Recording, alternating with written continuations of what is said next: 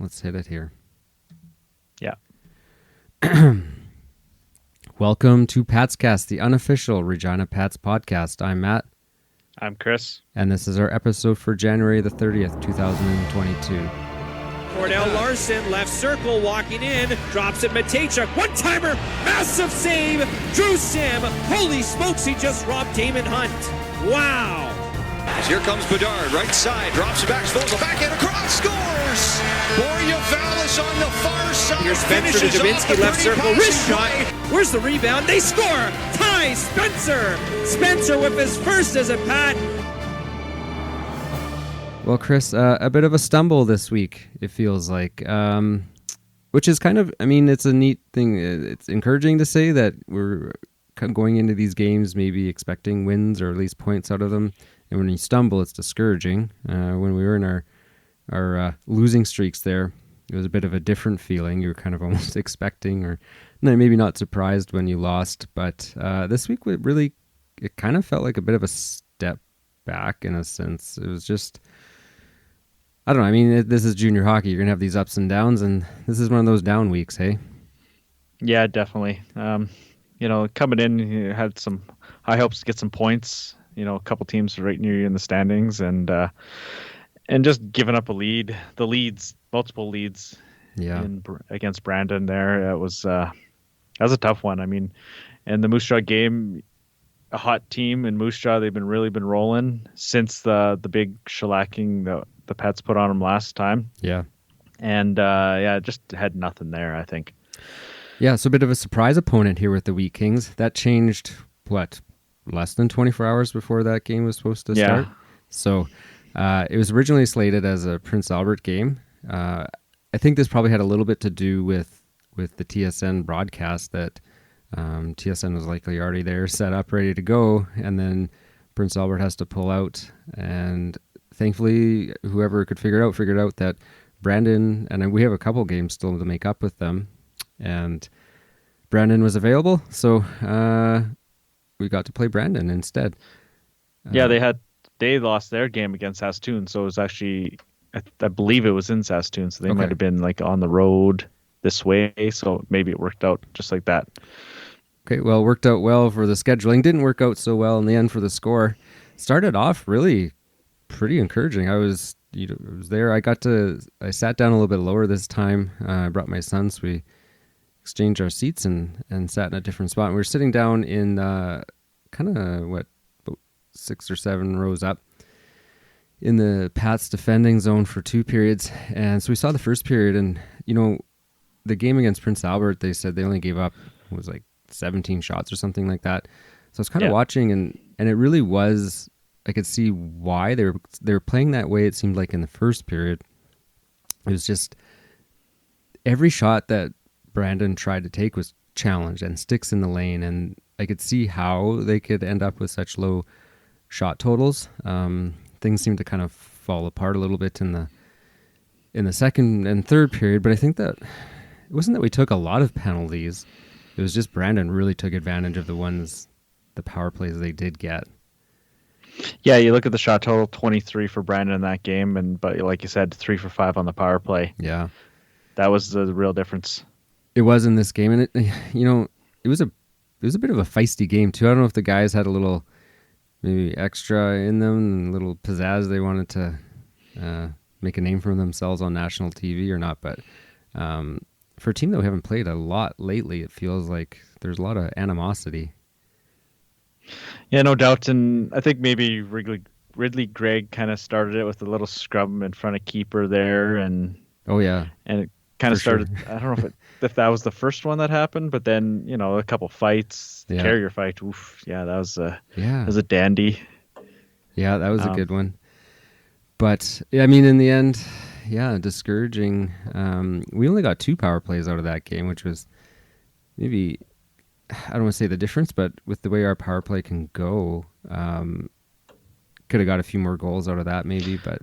Yeah, definitely the power play has been really rolling, and 1 for 2 in the power on the night isn't bad, but you usually expect more than 2 a game. And I think keeper might have wanted a couple of those back, especially that first one. I think he just kind of maybe whiffed on it, and And yeah, but I mean, after the shutout, comes in. I'm not going to say he played bad, but the ups and downs of a young goaltender, right? 100%. Yeah. So we were able to catch up with Paddock after this game. He had a few comments that are worth listening to, and we'll listen to John now. Hey, John, how did this one get away from you? Is it as simple as penalties? Excuse me, that was certainly a factor. So yeah, you could point to that.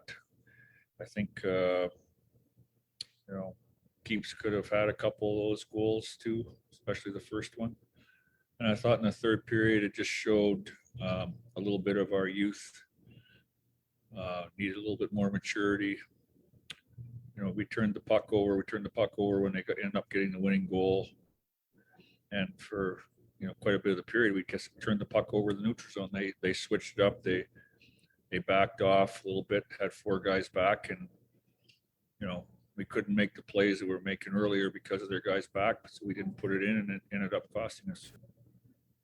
Was the timing especially tough, for a young team too? I mean, they score two, I guess, deflating goals in a row, right at the end of the period and then right at the start of the third. And it's those are just real momentum changers, even if one of those happens usually. Yeah, for sure. Like those are key moments that they can happen to anybody. They do happen to anybody during the course of the season. But I would relate it a little bit to what I said earlier about maturity, and not that older players didn't make the mistake, but as a team, you're winning and losing as a team, and you're playing as a team. And we, it's really good that we scored 3 goals off rushes tonight and 1 off the power play. But that shows the skill. But we had to cycle the puck and get it past them and get some grinding goals, and we didn't. With the game change, less 24-hour-ish to puck drop, how tough is that on the team and even the organization? It certainly was. I think would put Trevor and his people into a little bit of a scramble, because releases have to go out, and probably not a big thing in electronic days to reorganize the tickets, who's playing, who we're playing. But I think it's a scramble for them. For us, for the players, I don't think it's a big deal. For us, we have to quickly change our preparation. Brandon hadn't played in a while, so not that we had to be creative. Landon just had to go back and get some stuff for the guys. And it's very unusual, but what hasn't happened unusual in the last 22 months with COVID. So be ready for the unexpected. What do you think he's referring to with the immaturity or the lack of maturity in that game? I don't know. Maybe just some mental mistakes. Yeah. I mean, we've really seen them cut down on this night maybe wasn't the best example, but they've really cut down on the penalties as of late, I think. Yeah. Like where they were taking a lot of bad penalties, but there was some tough penalties taken tonight. So I think maybe that's what he's referring to.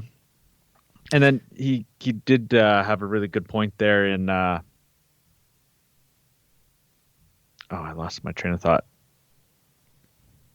Good point with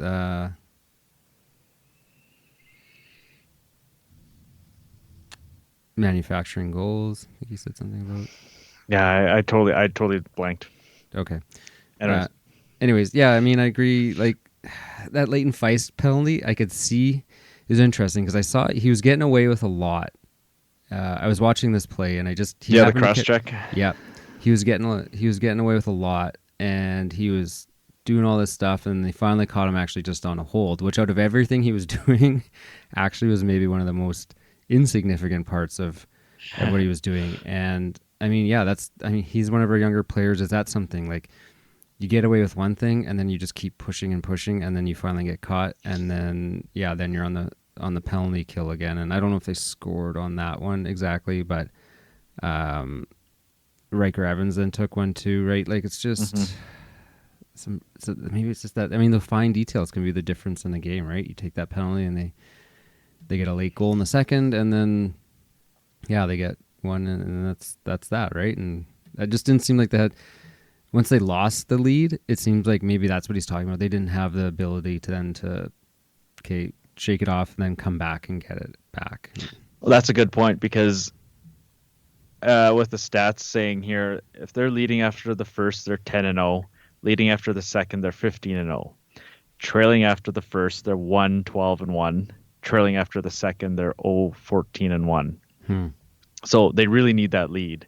And Paddock mentioned there that Braden hadn't played in a while, and it was kind of the same thing where the Pats had the big layoff, and it was a rest, or is it a rest thing? And I think maybe Brandon had a little bit of rest in that first period, but they counteracted it and came back and had solid second and third periods, like he said. And so maybe the Pats maybe thought they could cruise through this game maybe a bit, after the quick start, a goal a minute into the game, and it maybe came back to bite them a bit. Yeah. Well, they didn't have a lot of time to think about it, because they were then moving off into it really was proving to be a tough team now, at least playing quite well in the last week or so here is Moose Jaw. And again, just a game, it felt like they got behind and couldn't claw their way back. Maybe this wasn't, again, a lack of maturity, or if it's just the team identity right now just seems to be playing both on the road and then from behind is a challenging thing for this team. They're not. It's been kind of hard to keep track of road games and their stats, but I think they're 0-6 in the last road games? six straight losses on the road. So 6 straight losses in the road.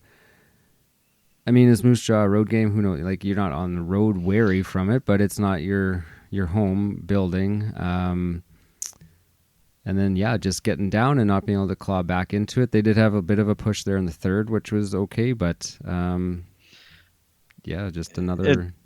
It honestly wasn't even that good. Like, they had the power plays where they pulled the goalie. Yeah. At the middle of the period there, and then they had 6-on-3, and they honestly didn't generate a whole ton of quality scoring chances. Yeah, they had 15 shots, it says here in the third, but honestly, it wasn't quality shots. So just didn't have much. A 6-on-3 with our power play ability, you think should generate something. Yeah, exactly. Right. And 0-for-4 on the power play, and that's the first time they hadn't scored in quite a few games on the power play. So, I mean, all good things come to an end, but disappointing. Again, every game is so important right now, chasing these teams down in the hunt of a playoff spot. Again, we did get a chance we pulled the radio interview actually with Paddock, but it's a good one here, and I think it's worth a listen to, just his comments on this game as well. Well, I didn't think we were just weren't good enough. Not that we were bad. We just weren't good enough. Give Moose Jaw lots of credit for having something to do with that, but we just needed to be better than we were. John, I wanted to ask about pulling the goalie with 11 minutes to go. That's not something we've seen you do this season. It's not something that happens often, but I understand the reason why you did it. What were you looking to get down 4-1 with pulling the goalie to go up 6-on-4, then 6-on-3? And how tough was it to not really get a goal when you pulled the goalie right there? Well, I don't think we did a good enough job. One time there, we were screaming from the bench because there were 6 guys and nobody wants to stand in front of the goalie, so we were open to get a goal. Clearly, that's the reason we pull it. Like, without question, it was the right time to do it. John, we saw you guys outshoot Moose Jaw tonight, but one thing we kind of noticed up in the booth, and you can correct us if we're wrong, maybe the majority of the shots were from low percentage spots on the ice. Is that fair to say, and would you have liked to seen the puck kind of in that home plate area a little bit more? Well, I'm not quite sure how we were for real good scoring chances. I don't think we shot the puck enough.